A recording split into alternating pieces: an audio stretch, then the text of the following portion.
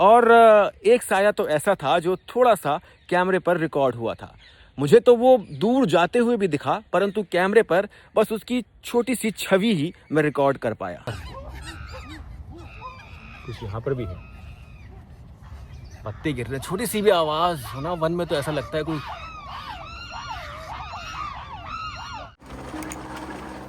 और ये एकदम घना जंगल है। जाने का मार्ग है। इस समय अंधेरा हो गया है यहाँ अंदर, परंतु यहाँ अंधेरा हो या दिन हो, कुछ भी हो, यहाँ सदा ही आपको बाघ का खतरा है। वैसा है 100 साल पहले हमने देखा नहीं है, कैसा है कैसा नहीं है। अंग्रेज ने क्या पलटा क्या, बाकी मंदिर बचा है। आदिकाल में सीतावनी के क्षेत्र में और यहाँ के तराई क्षेत्र में एक जनजाति वास करती थी, जिसको यहाँ के लोग वन रावत या फिर रहस्यमयी वानर जाति के रूप में जानते हैं। वानर जाति में से एक वानर आज भी जीवित है, जो यहाँ पर माता सीता की पूजा अर्चना करने आता है, परंतु कब आता है किसी को ज्ञात नहीं और ना ही किसी को ज्ञात होगा। तो यहाँ है माता सीता। ऐसी शांति मन को और आपको कहीं नहीं मिलेगी जो आपको यहाँ प्राप्त होती है। पंडित जी मुंह से ही चला रहे हैं। निशाना लगता है इसमें।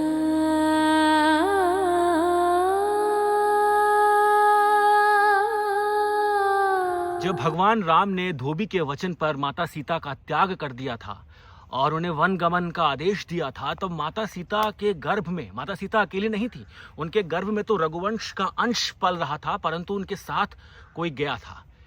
क्या आपको विश्वास होता है कि हनुमान जी ने माता सीता को अकेला छोड़ दिया होगा कि आप वन में जाइए और रहिए? नहीं, एक स्वरूप हनुमान जी का माता सीता के साथ गया था, परंतु उसके बारे में बहुत ही कम लोग जानते हैं। यहाँ पर लोक मान्यताओं में वो प्रसिद्ध है और उसी को आज मैं ढूंढने का प्रयास कर रहा हूँ। आज बस एक प्रयास है, आवश्यक नहीं है कि वो मुझे मिले या ना मिले, परंतु उस स्थान के दर्शन आपको अवश्य कराऊंगा जो घने वन के बीचों बीच है और जिसका संबंध रामायण काल से है। तो आशा करता हूँ आप वीडियो को पूरा देखेंगे। अभी यहीं मुझे थोड़ी देर बैठकर कुछ ध्यान करना है, कुछ देखना है। ये फिर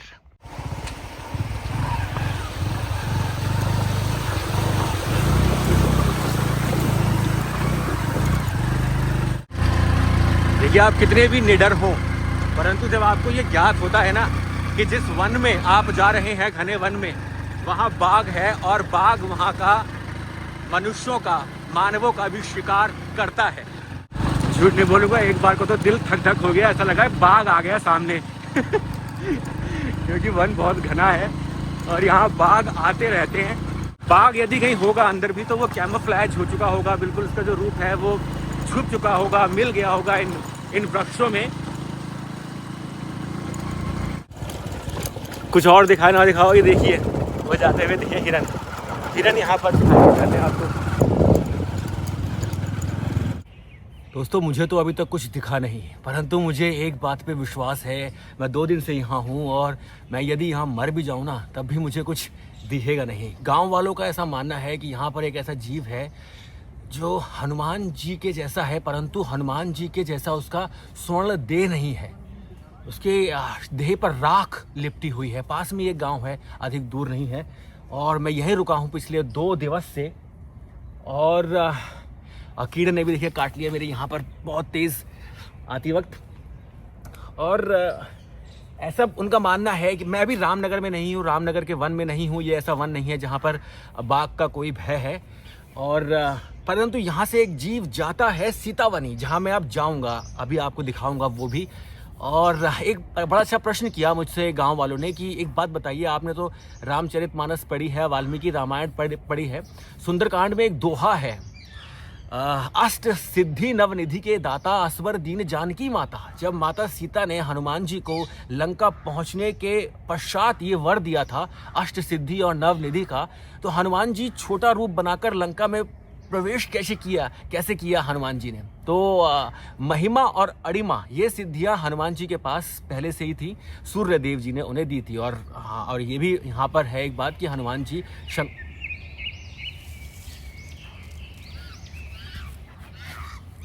कुछ है वहां पर।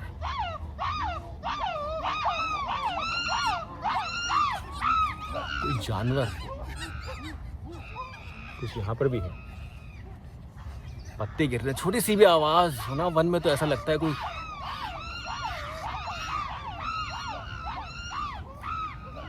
कोई गया वहां से। बंदरों की आवाज कहाँ से है? बंदर तो है नहीं, बंदरों की आवाजें आ रही हैं। कुछ नहीं, बंदर ही होंगे। चलते हैं।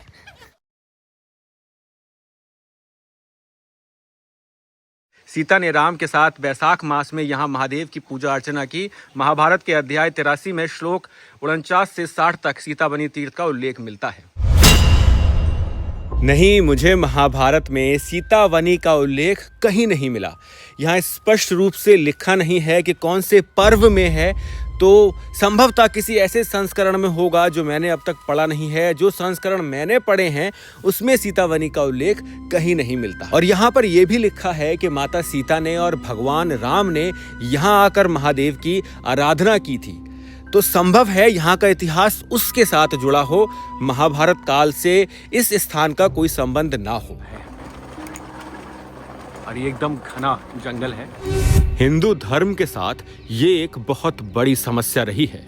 किसी ने भी हमारे धार्मिक स्थलों का, मंदिरों का वास्तविक इतिहास खोजने में, समझने में और फिर अपने लोगों को उसको समझाने का कभी प्रयास नहीं किया, जिस कारण बाहर से आई हुई राक्षसी शक्तियों ने और हमारे धर्म में उत्पन्न हुए धर्मद्रोहियों ने इस इतिहास को परिवर्तित करने का भरपूर प्रयास किया। अब मेरा ये प्रयास है कि अपने धार्मिक स्थलों का, मंदिरों का इतिहास खोजा जाए और अपने लोगों के सामने उसको प्रस्तुत किया जाए।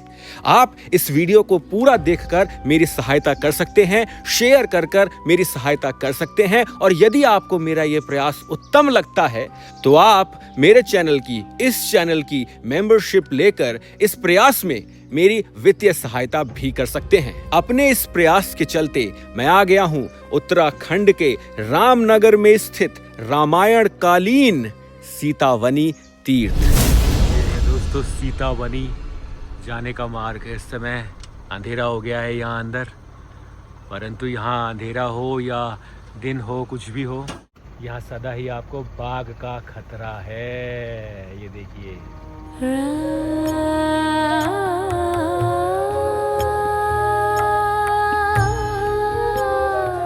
बेगी बिलो की आए अवमानी, सुनि सुकुमार सीता करबानी।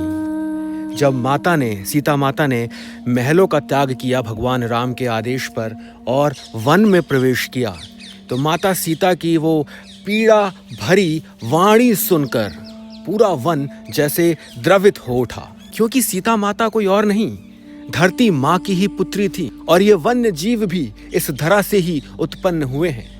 और माता सीता इस कष्ट में नहीं थी कि अब उन्हें वन में रहना पड़ेगा।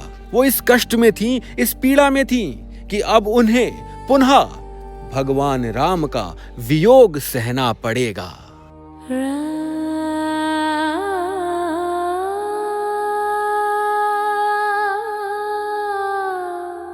रामचरितमानस में उल्लेखित माता सीता के एकांत विलाप की इस चौपाई को इस वन के साथ जोड़ा जाता है, जिसे हम सीतावनी तीर्थ के नाम से जानते हैं। और ये है उस तीर्थ तक पहुंचने का प्रवेश द्वार, जो घने वन से होकर आपको उस तीर्थ स्थल तक पहुंचाएगा जहां पर स्थित है सीतेश्वर मंदिर। मैं वहां तक कैसे पहुंचा, इसका रॉ और अनएडिटेड वीडियो आपको मेंबर्स ओनली वीडियोस में मिल जाएगा, वो भी अवश्य देखिएगा।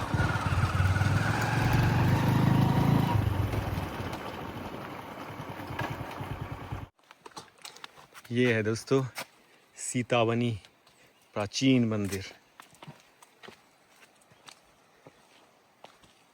शांति है यहाँ।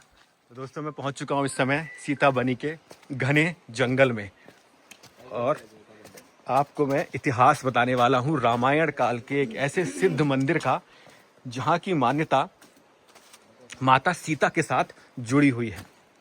परंतु कैसे जुड़ी हुई है, क्या रहस्य था, क्या सच में माता सीता यहाँ आई थीं? कुछ लोग ये भी मानते हैं कि ये लव कुश का जन्म स्थान है। अब लव कुश के जन्म स्थान के बारे में यदि हम चर्चा करें तो बहुत सारे ऐसे स्थान आपको मिलेंगे जिनको लव कुश से संबंधित माना जाता है। और ये मंदिर है, ये मंदिर है दोस्तों, दिखाई दे रहा होगा आपको। सख्त चेतावनी, कृपया जूते चप्पल गेट के बाहर ही उतारें। धन्यवाद। ये आप देख रहे हैं। जय सीताराम। ये घना वन है एकदम।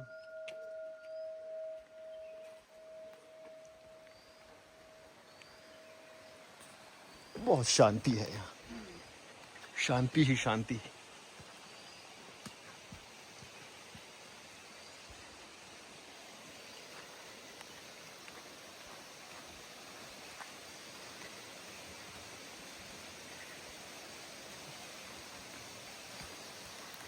ये मंदिर है, ये माँ दुर्गा का मंदिर है यहाँ पर। और यहाँ पर है प्राचीन सीतेश्वर महादेव। कौन है? प्राचीन सीतेश्वर महादेव। ये माता सीता और लव कुश साथ में, देख रहे हैं आप, माता सीता साथ में लव कुश।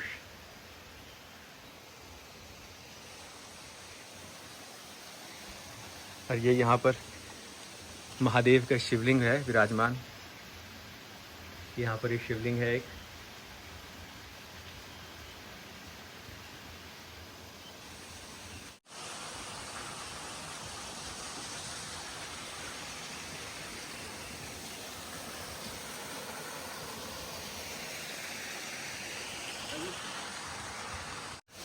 महादेव के शिवलिंगों का यहाँ निर्माण किया गया है। 5 शिवलिंग यहाँ पर स्थापित हैं।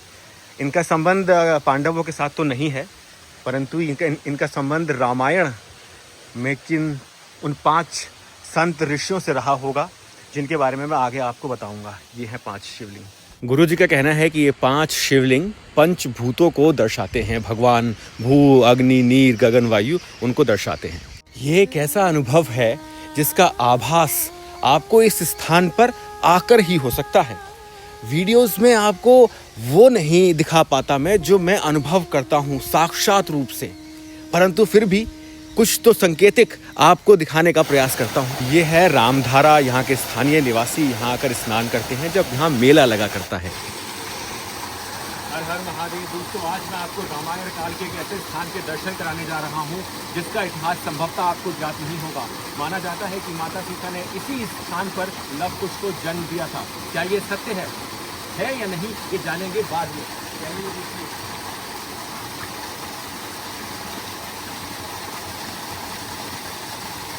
ब्रह्मा विष्णु महेश।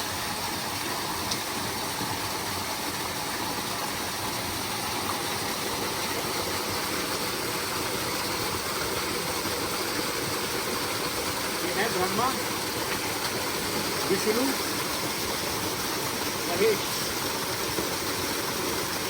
हर हर महादेव। आदिकाल में ये एक रहस्यमयी जनजाति का गढ़ था जिन्हें यहाँ के लोग जति या वन रावत के रूप में जानते थे। ये है वो शिवलिंग जिसकी स्थापना ऐसा माना जाता है कि माता सीता ने की थी, और आज भी यहाँ पर कोई इसकी पूजा करने आता है। उस जनजाति के वनरावत जाति के कुछ लोग आज भी माना जाता है कि इन क्षेत्रों में वास करते हैं। और इसी गुफा में से यदि आप यहाँ जाते हैं तो यहाँ है माता सीता।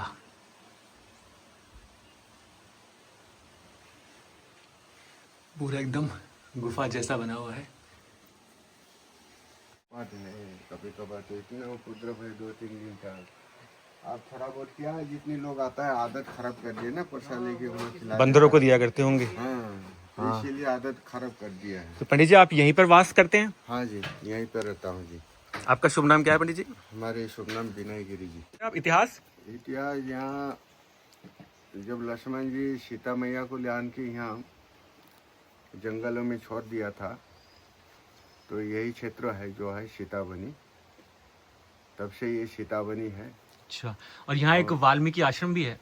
वाल्मीकि आश्रम हम पूरा हिस्टोरी कहने जाओ तो और दूसरी ओर निकलेगा, लेकिन अच्छा, अभी तो फिलहाल जो है वो पहाड़ के ऊपर बताते हैं। पहाड़ के ऊपर कहीं पर। हाँ। अब वैसा है 100 साल पहले हमने देखा नहीं है कैसा है कैसा नहीं है, अंग्रेजों ने क्या पलटा क्या, बाकी मंदिर बचा है। मंदिर बचा है, बाकी सब खत्म। वाल्मीकि आश्रमों का जो कुटिया है वो खत्म। वैसा नहीं, हमारे हिसाब से जो बंगला बनाए हैं अंग्रेजों ने, जो रेस्टोरेंट बंगला बनाया वो मेन जगह वाल्मीकि के आश्रम है। अच्छा, हाँ, बाकी अंग्रेजों ने उनको थोड़ा बहुत वहाँ से लेके पहाड़ के ऊपर ठेका दिया, वो उसी को बताते हैं वाल्मीकि आश्रम। अच्छा, लेकिन पुरानी जगह जो है वो नष्ट हो चुकी है। वो नष्ट हो चुके हैं। पर क्या अंग्रेजों ने वो रेस्टोरेंट बना रखा है, बंगला वही है। ये वो बंगला है जिनको जो पंडित जी मानते हैं कि यहाँ कभी वाल्मीकि आश्रम रहा होगा और अंग्रेज़ों ने तोड़कर यहाँ बंगला बना दिया।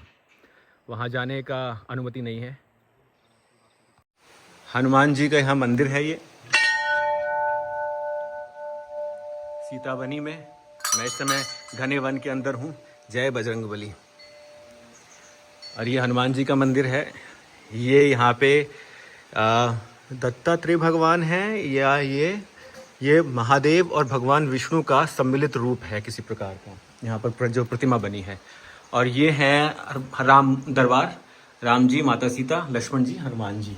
और ये छोटा सा यहाँ पर एक हॉल बना हुआ है। जब विवाह होता है यहाँ स्थानीय लोगों में तो यहाँ पर वो लोग आके थोड़ा अपने जो वो स्थानीय जो मान्यताएं हैं उनको पूर्ण करते हैं। ये नीचे माता सीता कुंड है और इस स्थान का इतिहास जोड़ा जाता है रामायण काल के साथ। बहुत ही शांत जगह है ये, एकदम शांत। आपको यहाँ इतनी शांति मिलेगी जो संभवतः आपको कहीं और नहीं मिलेगी। यहाँ पहुँचने के लिए यदि कोई बाहरी व्यक्ति है तो उसको जिप्सी करनी होगी, जिसका किराया है 5500 रुपये। अपितु ये जो यहाँ के स्थानीय निवासी हैं वो यहाँ आते रहते हैं दिन में। छोटे छोटे 2 मंदिर रह गए हैं बस, और कुछ नहीं है यहाँ। पीछे भी कुटिया है, ऐसे ही करके बनाया हुआ। बंदरों का आतंक यहाँ भी है, बहुत बंदर हैं। जो इतिहास है ये पढ़ लेते हैं। पवन पावन रमणीय सिद्ध आश्रम की तपोभूमि व सीता माता के वनवास काल से संबंधित है। लव कुश का जन्म, शिक्षा, दीक्षा भी इसी स्थान में हुई। कालांतर से आज तक यह देवस्थल साधु संतों व सिद्धों की तपोभूमि रही है। 20वीं सदी के 7वें दशक से ब्रह्मलीन श्री श्री 1008 स्वामी ब्रह्मानंद सरस्वती महाराज ने यज्ञ पूजन योग तप के साथ सीतावनी का विकास व देखरेख की। इस देवभूमि का वर्णन कई धर्मों ग्रंथों में उल्लेखित है।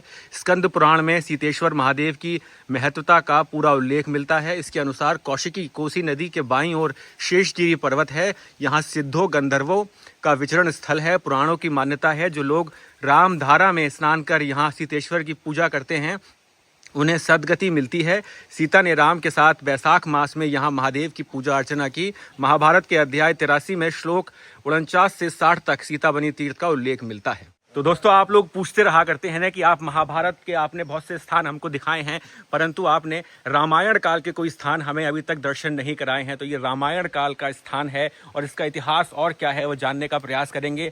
खोज के निकालेंगे उन ग्रंथों में से ऐसा इतिहास जो संभवतः किसी को आज तक ज्ञात नहीं होगा। परंतु ये स्थान इतना दर्शनीय है, इतनी शांति मिलती है यहाँ कि आपको ऐसा लगेगा कि आप एक भिन्न ही किसी दुनिया में पहुँच गए हैं। अब तो यहाँ छोटे छोटे शेष मंदिर ही बचे हैं, परंतु ऐसी शांति मन को और आपको कहीं नहीं मिलेगी जो आपको यहाँ प्राप्त होती है। पंडित जी मुंह से ही चला रहे हैं। निशाना लगता है इसमें। अच्छा, ये यहाँ पर कांवड़ भी टांगी हुई है लोगों ने, तो कांवड़ भी लेके यहाँ पर लोग आते होंगे। कांवड़ लेके आते हैं लोग।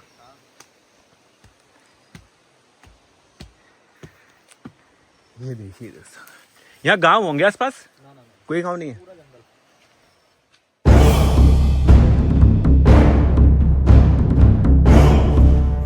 अब दोस्तों, आपको एक बहुत ही रोचक मान्यता बताता हूँ जो इस स्थान के साथ जुड़ी हुई है। आदिकाल में सीतावनी के क्षेत्र में और यहाँ के तराई क्षेत्र में एक जनजाति वास करती थी जिसको यहाँ के लोग वन रावत या फिर रहस्यमयी वानर जाति के रूप में जानते हैं। यहाँ के कुछ स्थानीय निवासी बताते हैं कि वो जनजाति मात्र माता सीता की पूजा करती थी। इसके पीछे कुछ लोगों का ये तर्क है कि वो जनजाति पेड़, पौधे, आकाश, जल, हवा, पानी के साथ साथ धरती को भी पूजती थी। और माता सीता के धरती की पुत्री होने के कारण उस जनजाति के लोग माता सीता को पूजते थे, परंतु भगवान राम और हनुमान जी की पूजा वो लोग नहीं करते थे। अब उन्होंने क्या माता सीता को कभी देखा होगा? ये कहना संभव नहीं है। हाँ, मान्यताएं बताती हैं कि विवाह के उपरांत माता सीता और भगवान राम इस स्थान पर आए थे और यहाँ उन्होंने एक शिवलिंग की स्थापना भी की थी। तब संभव है कि उस जनजाति के लोगों ने प्रथम दृष्टा माता सीता को देखा हो, उनका भव्य दिव्य लक्ष्मी स्वरूप उन्होंने देखा हो, जिसको देखकर उनके मन में माता सीता के प्रति भक्ति जागृत हुई हो। पर इसमें संशय ये है कि यदि उस समय भगवान राम माता सीता के साथ थे, तो इस जनजाति के लोगों ने भगवान राम की पूजा करना क्यों नहीं आरंभ किया? तो क्या कभी माता सीता यहाँ पर अकेले आई थी, जिसके पश्चात यहाँ की वनरावत जनजाति ने माता सीता की पूजा अर्चना आरंभ की? एक किंवदंती ये बताती है कि जब भगवान राम ने माता सीता का त्याग कर दिया था, तब किष्किंधा से माता सीता की खोज में एक वानर सेना, छोटी टुकड़ी वानरों की निकली थी। परंतु ना तो कभी वो माता सीता को खोज पाए और ना ही कभी वो पुनः वापस किष्किंधा लौट पाए, और वो इसी स्थान पे वन में, घने वन के बीच माता सीता के समान ही रहने लगे। वो यहाँ बस गए और उन्होंने यहाँ माता सीता की पूजा अर्चना आरंभ की थी। ऐसे बहुत सारे रहस्य जुड़े हुए हैं, जिसमें एक रहस्य है अग्नि वानर का। ऐसा माना जाता है कि उस वानर जाति में से एक वानर आज भी जीवित है, जो यहाँ पर माता सीता की पूजा अर्चना करने आता है। परंतु कब आता है किसी को ज्ञात नहीं, और ना ही किसी को ज्ञात होगा। मुझे यहाँ भिन्न भिन्न अवसरों पर ऐसे जीवों के, ऐसे सायों के दर्शन हुए हैं जिनको मैं शब्दों में वर्णित नहीं कर सकता। और कुछ को मैं कैमरे पर रिकॉर्ड कर पाया, कुछ को नहीं कर पाया। और मैं ऐसी कुछ चीज़ें हैं जो सबके साथ साझा करना चाहता भी नहीं। मैं कुछ ही लोगों के साथ उन्हें साझा करना चाहता हूँ। कुछ चीज़ों को मैं अपने तक ही सीमित रखना चाहता हूँ, परंतु कुछ ऐसी चीज़ें हैं जो मैं उन विशिष्ट लोगों के साथ साझा करना चाहता हूँ, जो सनातन का इतिहास जानना चाहते हैं, जो मेरा उपहास नहीं बनाएंगे, अपितु मेरे साथ जुड़ेंगे और उन अनुभवों का आभास करेंगे जो मुझे ऐसी यात्राओं पर होती हैं। और एक साया तो ऐसा था जो थोड़ा सा कैमरे पर रिकॉर्ड हुआ था। मुझे तो वो दूर जाते हुए भी दिखा, परंतु कैमरे पर बस उसकी छोटी सी छवि ही मैं रिकॉर्ड कर पाया। वहाँ पर माना जाता है कि थोड़ा सा अभी वाल्मीकि आश्रम के अवशेष इन पहाड़ियों पर कहीं पर हैं। ऐसा मुझे यहाँ पर जो मेरे साथ आए हैं उन्होंने मुझे बताया है कि इस मंदिर के ऊपर आप जाएंगे, एक मार्ग है जहाँ से आप ऊपर पहाड़ पर पहुँचते हैं, और वहाँ पर कहीं वाल्मीकि आश्रम के अवशेष प्राप्त हुए हैं लोगों को। और आज भी यहाँ पर प्राचीन अवशेष प्राप्त होते हैं। तो आशा करता हूँ मित्रों कि आपको व्लॉग अच्छा लगा होगा। आपको मैंने सीताबनी मंदिर दिखाया, एक ऐसा मंदिर जहाँ अधिकतर लोग पहुँच नहीं पाते, और पूरा घना वन है, जंगल है, बाघ का भी थोड़ा सा भय है, परंतु प्रयास किया मैंने कि आप कुछ इतिहास आपके साथ साझा कर पाऊँ। यह है रामायण कालीन एक पौराणिक स्थल। अब यदि आपको अच्छा लगा है वीडियो तो कमेंट अवश्य कीजिएगा। जय श्री राम। और यदि आप चाहें तो मेरी वित्तीय सहायता भी कर सकते हैं। जय श्री राम।